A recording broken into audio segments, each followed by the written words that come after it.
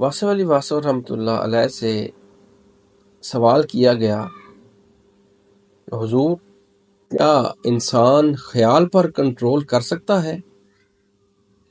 اس کے جواب میں واصف علی واصف رحمۃ اللہ علیہ نے ارشاد فرمایا، خیال پر کنٹرول صرف محبت والا کر سکتا ہے۔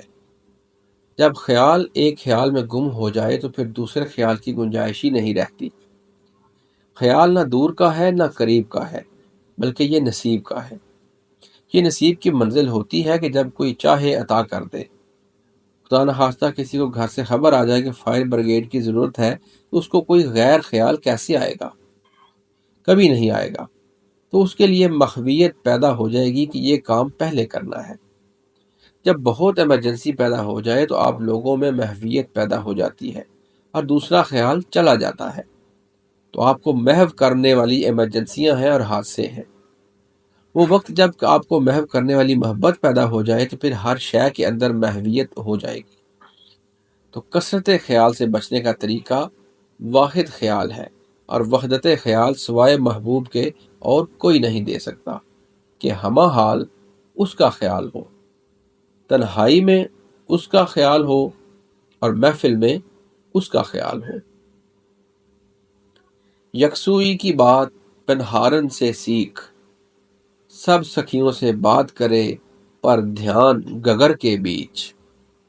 پانی بھرنے والی لڑکی سر پر گھڑا لیے سب سہیلیوں سے باتیں کرتی جاتی ہے، مگر اس کا دھیان گھڑے کی طرف ہوتا ہے کہ کہیں گھڑا نہ گر جائے اور یہ سلامت رہے۔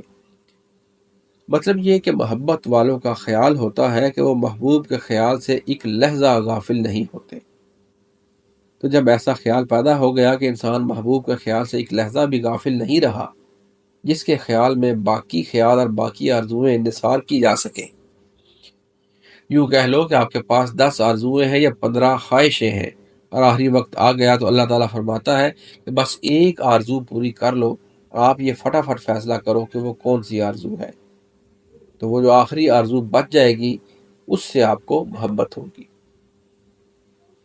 اس آخری آرزو کو ڈیولپ کرنا ہی سارا کام ہے۔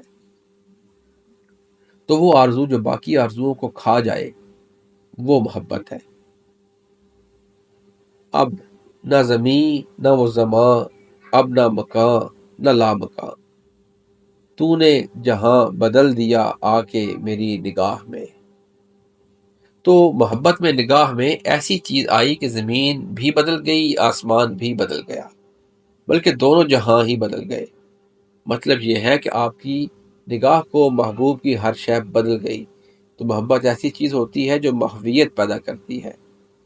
وہ اس طرح کہ انسان ہمہ حال اسی حال میں گم ہو جاتا ہے۔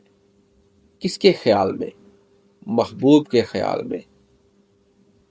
اب نہ کہیں نگاہ ہے، اب نہ کوئی نگاہ میں، محو کھڑا ہوا ہوں میں حسن کی جلوہ گاہ میں۔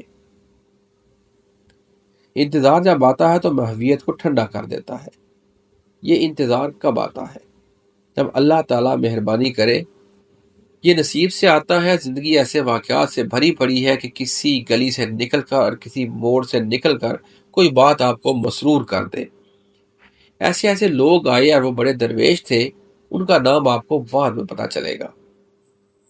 ایک دفعہ ایک درویش ایک بازار سے گزرے تو وہاں پر ٹک ٹک ٹک کی آواز سے ایک مشین چل رہی تھی۔ تو درویش کی ایسی حالت ہو گئی کہ اللہ کا ذکر کرتے کرتے ان پر حال طاری ہو گیا۔ تو مطلب یہ ہے کہ اس کے اندر اللہ ہی اللہ ہو گئی۔ کبھی کبھی ایسا واقعہ ہو جاتا ہے کہ اللہ تعالیٰ طاری کر دے۔ کبھی وہ احسان کر دیتا ہے، کبھی خوشی کا احسان کر دیتا ہے، اور کبھی غم کا ایسا احسان عطا کر دیتا ہے کہ ایک غم ایسا آ پڑا کہ انسان جاگ اٹھا۔ تو کبھی خوشیاں جگا دیتی ہیں اور کبھی غم جگا دیتا ہے۔ یہ اللہ کے کام ہے کہ جب چاہے بیدار کر دے۔ تو کسی نے اللہ کو قریب آ کر دیکھا اور کسی نے دور جا کر دیکھا۔